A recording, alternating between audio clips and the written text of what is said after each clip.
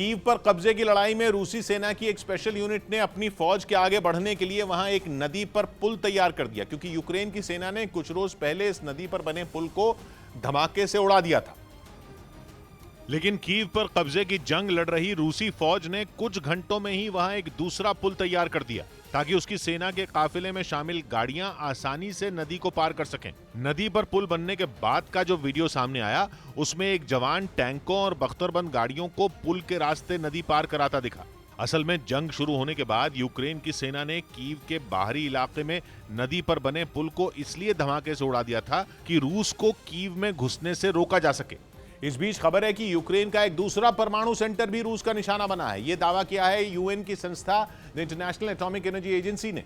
दावा है कि 2 दिन पहले यूक्रेन के दूसरे सबसे बड़े शहर खार्किव के न्यूक्लियर सेंटर पर गोले गिरने से उसे नुकसान पहुंचा। पिछले हफ्ते भी रूस के हमलों से दक्षिण पूर्वी यूक्रेन में यूरोप के सबसे बड़े न्यूक्लियर पावर प्लांट में आग भड़क गई थी।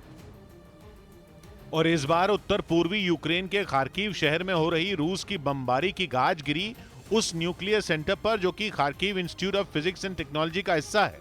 यह सेंटर अस्पतालों और इंडस्ट्री के लिए रेडियो एक्टिव पदार्थ बनाता है। हालांकि राहत की बात यह रही कि न्यूक्लियर रिसर्च सेंटर से रेडिएशन नहीं फैला। Kharkiv institute of physics and technology वो इंस्टीट्यूट है जिसके बारे में रूस के मीडिया में ऐसे चर्चे हैं कि यूक्रेन वहां एक खतरनाक परमाणु बम बना रहा है। ये दूसरी बार है जब यूक्रेन का कोई परमाणु सेंटर रूस का निशाना बना है। पिछले हफ्ते ही यूक्रेन में यूरोप के सबसे बड़े ज़ैपोरिज़िया न्यूक्लियर पावर प्लांट में भी रूस के हमलों से आग भड़क गई थी।